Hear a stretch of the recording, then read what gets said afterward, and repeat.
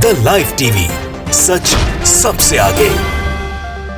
दोस्तों, मैं बात हफीज हूं। भारतीय जनता पार्टी के राजनीतिक खेमों में एक भूचाल सा आया हुआ है। भूचाल सा क्यों आया हुआ है जानते हैं। भारतीय जनता पार्टी ने अपने सबसे बड़ी फैसला लेने वाली समिति का ऐलान किया है। उसके अंदर कौन सदस्य होगा उसका ऐलान किया है, जिसको कहते हैं भाजपा का संसदीय बोर्ड।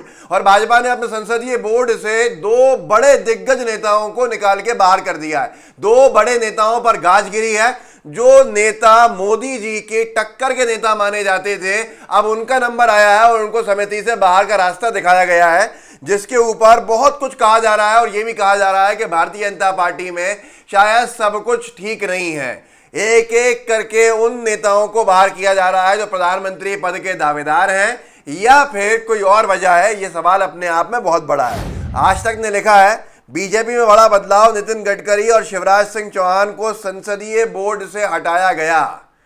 ये कोई मामूली चीज नहीं है। नितिन गडकरी को जो लिखते हैं भाजपा के समर्थक हो या एजेंसीज हो, इस मौजूदा सरकार में इकलौता वो मंत्री लिखते हैं जो अपने फैसले खुद ले सकते हैं और जो अच्छा काम कर रहे हैं, जिनके काम की सराहना की जाती है। अब ऐसे व्यक्ति को बार बार अखबार ये भी लिख रहे थे कि ये प्रधानमंत्री मटेरियल है, अगली बार ये प्रधानमंत्री हो सकते हैं। तो यहीं पर सीधे तौर के ऊपर जिस समिति में मोदी जी हैं, अमित शाह जी हैं, सबसे बड़ी समिति है, सबसे बड़ा कद जिस समिति का, बीजेपी का संसदीय बोर्ड, उससे निकाल के बाहर नितिन गडकरी जी को कर दिया। और साथ में बाहर का रास्ता दिखा दिया है शिवराज सिंह चौहान जी को। शिवराज सिंह चौहान जी चौथी बार के मुख्यमंत्री हैं। नरेंद्र मोदी जी चौथी बार के मुख्यमंत्री थे जब प्रधानमंत्री बने, और अब शिवराज सिंह चौहान जी भी 4 बार के मुख्यमंत्री हैं। उनको भी बाहर करके साफ कर दिया है कि अगला चुनाव जो मध्य प्रदेश का आने वाला है, वो शिवराज सिंह चौहान जी के चेहरे में बीजेपी लड़ना नहीं चाहती है। आगे क्या लिखा है ये सुन लेते हैं। और अब क्या वजह रही है इन लोगों को निकालने की, इन दोनों नेताओं के कौन से बयान थे या कौन सा मामला था जिसकी वजह से इन पर ऐसी गाज गिरी, और गाज गिरने का एक और नजरिया क्या है वो भी मैं आपको इस वीडियो में दिखाऊंगा। नितिन गडकरी जी ने तो बहुत बड़े बड़े बयान दिए थे, जिसको देखकर शायद भारतीय जनता पार्टी में एक उथल पुथल हुई है। आज तक ने लिखा है, BJP parliamentary board, Bharatiya Janata party के संसदीय बोर्ड में बड़ा बदलाव किया गया है। केंद्रीय मंत्री नितिन गडकरी को पार्टी के संसदीय बोर्ड से हटा दिया गया है। गडकरी के अलावा मध्य प्रदेश के मुख्यमंत्री शिवराज सिंह चौहान को भी संसदीय बोर्ड से हटाया गया है। दोनों ही नेताओं को बीजेपी केंद्रीय चुनाव समिति से बाहर कर दिया गया है। दोनों समितियों से बाहर किया है। सबसे बड़ी समिति है बीजेपी का संसदीय बोर्ड, पार्लियामेंट्री बोर्ड जिसको अंग्रेजी में कहते हैं, और दूसरी समिति है केंद्रीय चुनाव समिति। तो ये दोनों समितियों में भी कहीं पर भी दोनों नेताओं को जगह नहीं मिलेगी। दोनों नेता दोनों समितियों में बताए जाते थे कि थे, इनको बाहर का रास्ता दिखाया है। अब क्या वजह रही है? पहली तो वजह मैंने आपको बता दी कि अपने मोदी जी के टक्कर का इन दो नेताओं को बताया जाता था बीजेपी के अंदर। इससे पहले भी कई ऐसे नेता बाहर निकाले गए हैं, या कोने ठिकाने लगाए गए हैं, या किनारे किए गए हैं, चाहे वो अडवाणी जी हो या चाहे कोई भी हो, जिसने भी ये अपने बारे में लिखता हुआ देखा है कि ये प्रधानमंत्री मटेरियल है, उसका किनारे लगना बिल्कुल तय बात है। लेकिन यहाँ पर मामला कुछ और भी है। मामला कुछ और ये भी है, कुछ दिन पहले गडकरी जी ने राजनीति को लेकर जो टिप्पणी की थी, वो मौजूदा राजनीति की बुराई करी थी उन्होंने, और महात्मा गांधी जी की राजनीति की तारीफ करी थी, जिसके बाद से शायद और हंगामा बढ़ता चला गया था। क्योंकि एक स्पष्टवादी अगर नेता मोदी सरकार में कोई दिखता था तो वो गडकरी जी हैं, जो अपनी सरकार के ऊपर भी अगर कोई बात आती है तो उसको कबूल करने से पीछे नहीं हटते थे, चाहे वो महंगाई की बात हो, चाहे वो पेट्रोल के दामों को बहुत ज़्यादा बढ़ा देने की बात हो। ये सारी की सारी चीज़ें शायद मौजूदा बीजेपी को पसंद नहीं आई होंगी, तभी इस तरह की गाज गिरी। एनबीटी ने लिखा है एनालिसिस, महात्मा गांधी की तारीफ करना गडकरी को बड़ा भारी, निकाय चुनाव में बीजेपी के परफॉर्मेंस से गिरा शिवराज का ग्राफ। बता रहे हैं पॉलिटिकल पंडित्स के गडकरी जी ने महात्मा गांधी जी की तारीफ करी थी, और ये गांधी विरोधी जो मानसिकता बीजेपी की दिखती है बज़ाहिर पहले प्रथम दृष्टया, शायद उसका एक वजह ये भी रही होगी गडकरी जी ने महात्मा गांधी जी की तारीफ कैसे कर दी। यूं ही लोग नहीं कहते हैं कि गोडसे के समर्थक हैं, गांधीवादी नहीं बन सकते हैं। तो ये एक बड़ा विषय है चर्चा का। क्या कहा था उन्होंने मैं आपको बताऊंगा, पढ़ के पूरा सुनाऊंगा। और हाल में जो मैंने कई वीडियोज आपको करके दिखाए थे, बताए थे, जिसके अंदर मध्य प्रदेश के लोकल बॉडी इलेक्शंस को हमने कवर किया था, उन पूरे तमाम में 16 नगर निगमों में से तकरीबन बीजेपी जो है 7 नगर निगम हार गई।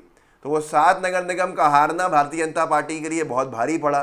कांग्रेस ने चुनौती दी है वो शिवराज सिंह चौहान जी की नाकामी के रूप में देखी गई, ये पॉलिटिकल पंडित्स कह रहे हैं। लेकिन मैं फिर कह रहा हूँ, असली वजह यही है कि प्रधानमंत्री के सपने बीजेपी में बड़े भारी पड़ते हैं, बड़े बड़े नेताओं को, और ऐसे बाहर का रास्ता दिखाया जाता है। जिसने भी ये हिम्मत करी कि वो गुजरात के नेताजी के सामने प्रधानमंत्री पद का दावेदार बन जाए, वो वहाँ टिकता नहीं है। आगे आते हैं और क्या बोला था गडकरी जी ने, वो याद करते हैं। जनसत्ता ने छापा था 25 जुलाई 2022 को, लगभग एक महीना भी पूरा नहीं हुआ है। 20 दिन पहले नितिन गडकरी बोले, अब राजनीति सिर्फ सत्ता के लिए होती है, सोच रहा हूँ छोड़ दूँ पॉलिटिक्स। लोग पूछने लगे ऐसे सवाल। तो उन्होंने ये भी कहा था कि गांधी जी के समय में क्या होता था। हम समवेत ने लिखा था, महात्मा गांधी के समय राजनीति देश के लिए होती थी, अब सिर्फ सत्ता के लिए होती है। नितिन गडकरी का ये कहना था।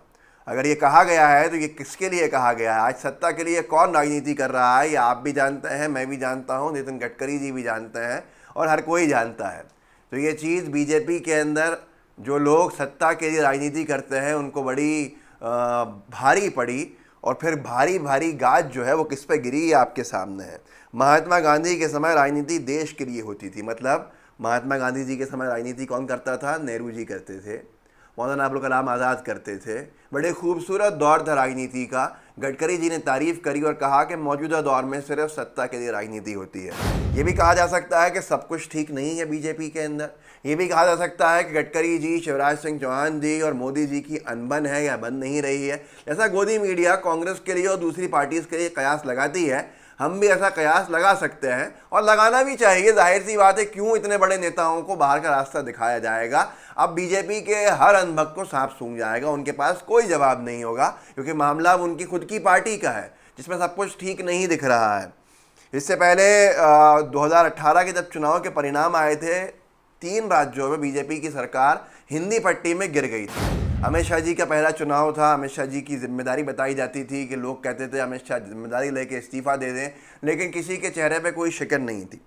मध्य प्रदेश, राजस्थान, छत्तीसगढ़ का बीजेपी को हारना सबसे बड़ा झटका था पिछले 10 सालों के अंदर। ऐसे में गडकरी जी का एक बयान जो था बड़ा मशहूर हुआ था, न्यूज़ फॉर नेशन ने छापा था और लिखा था, केंद्रीय मंत्री नितिन गडकरी ने कहा, चुनाव में हार की जिम्मेदारी भी पार्टी नेतृत्व को ही लेनी चाहिए। उस वक्त पार्टी नेतृत्व जो कर रहे थे वो अमित शाह जी थे। बाद में सफाई भी दी थी कि मेरी बात को गलत तरीके से लिया गया है। बहुत सारी बातें थीं जो बीजेपी में होती हैं, एक बार बोल दो तो बात को वापस लिया जाता है।